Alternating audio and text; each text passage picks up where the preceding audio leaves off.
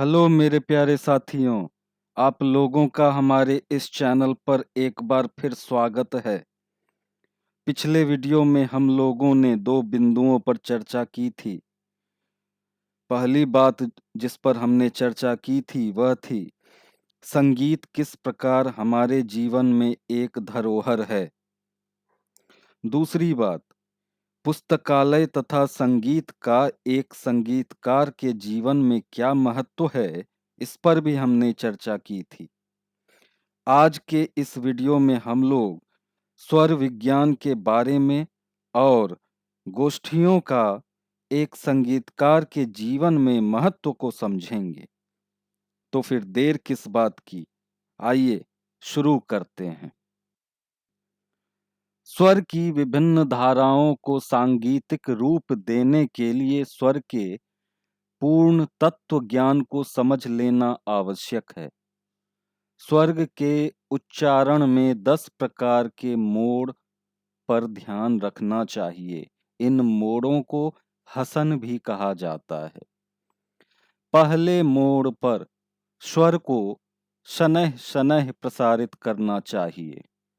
दूसरे मोड़ पर प्रसारित किए हुए स्वर में गूंज भरनी चाहिए और तीसरे मोड़ पर गुंजित वायुमंडल में गीतों के भावों का इस प्रकार संपादन करना चाहिए कि प्रत्येक भाव स्वर की गहराई में समाविष्ट हो जाए। चौथे मोड़ पर स्वर में घनत्व शक्ति स्थिर करनी चाहिए। पांचवें मोड़ पर स्वर को अधिक से अधिक फैलाना चाहिए जिससे संपूर्ण आरोह का दबाव पूर्ण रूपेण बैठ जाए।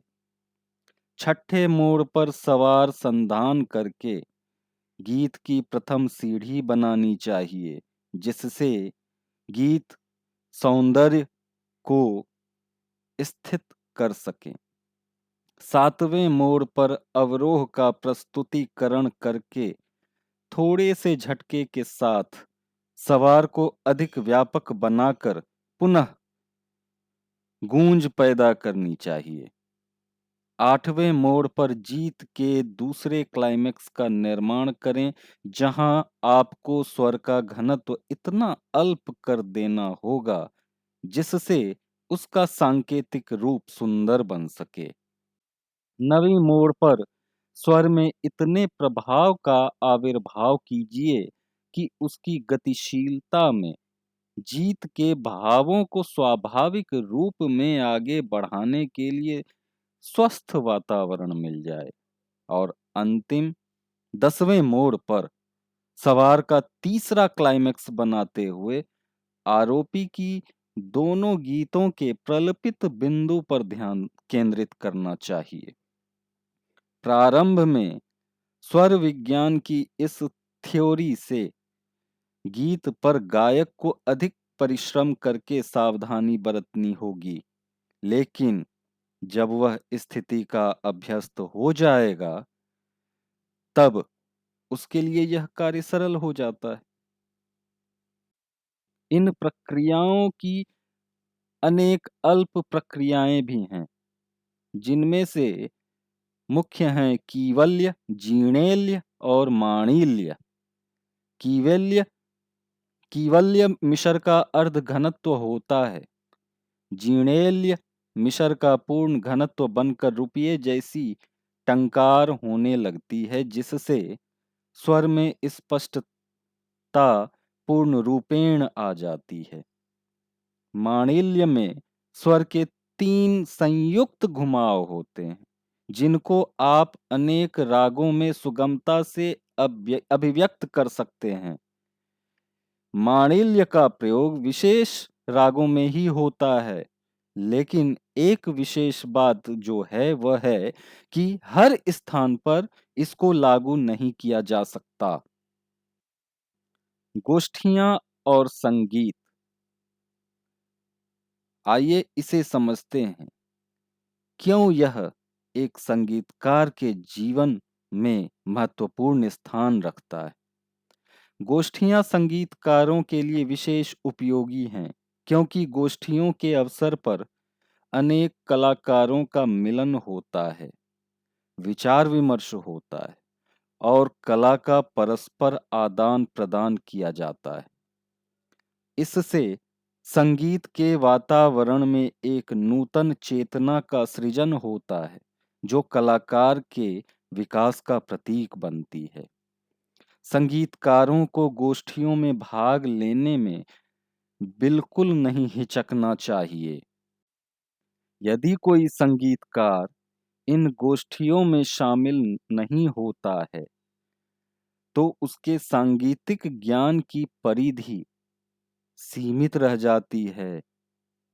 सफल संगीतज्ञ के लिए समय-समय पर गोष्ठियों में भाग लेते रहना उसके विकास का एक चरण है। इस बात को हर संगीतकार को समझना होगा और समझना चाहिए भी। ब्रिटेन के एक विख्यात संगीतज्ञ हैं मिस्टर एल्विन वुल्फ। उन्होंने एक सफल संगीतज्ञ बनने के लिए गोष्ठियों के महत्व पर प्रकाश डालने की कोशिश की। आइए उसे समझते हैं। उन्होंने क्या कहा? सफल संगीतज्ञ बनने के उपकरणों के संदर्भ में उन्होंने लिखा है कि वह व्यक्ति सौभाग्यशाली है जिसको अधिक से अधिक गोष्ठियों में शामिल होने का शुभ अवसर प्राप्त होता रहता है। इससे उसके जीवन का विकास कला की सही दिशा की ओर होगा और वह कला के शाश्वत स्वरूप का निर्माण करने में पूर्ण सफल होगा। वास्तव में गोष्ठियों को यदि संगीतज्ञों के लिए संजीवनी शक्ति कहा जाए तो अतिशयोक्ति नहीं होगी, क्योंकि विश्व के अनेक संगीतज्ञों ने सिर्फ गोष्ठियों में शामिल होने के बल पर ही संगीत के क्षेत्र में सफलता प्राप्त की है। गोष्ठियों से कला का परिष्कार तथा सुंदरतम रूप निर्मित होता रहता है। उनमें भाग लिए बिना आपको यह नहीं मालूम पड़ सकता है कि आप कितने पानी में हैं, आपकी कला में क्या-क्या कमियां हैं और उन कमियों को कैसे सुधारा जा सकता है। इसलिए भी गोष्ठियों में शामिल होना चाहिए। उन गोष्ठियों में आपको कुछ मौलिक सुझाव भी मिल सकते हैं। लोकप्रियता एवं कृति का उपार्जन भी बिना गोष्ठियों के नहीं हो सकता। इसलिए संगीत की अभिवृद्धि में गोष्ठियों का बड़ा महत्व है, जिसका हम अनुमान भी नहीं लगा सकते। संक्षेप में देखा जाए तो संगीत गोष्ठियों में नियमित रूप से भाग लेने की क्रिया और ध्वनि विज्ञान से परिचय हमें कहीं न कहीं सांकेतिक जीवन की चरम अवस्था पर लेकर जाता है और यही कारण है कि एक संगीतकार के लिए ये बातें धरोहर से कम नहीं हैं। आज के वीडियो में बस इतना ही। अगर आपको हमारा वीडियो पसंद आए तो चैनल को सब्सक्राइब करना ना भूलें। अगले वीडियो में हम लोग कुछ नया सीखने का प्रयास करेंगे। तब तक के लिए धन्यवाद।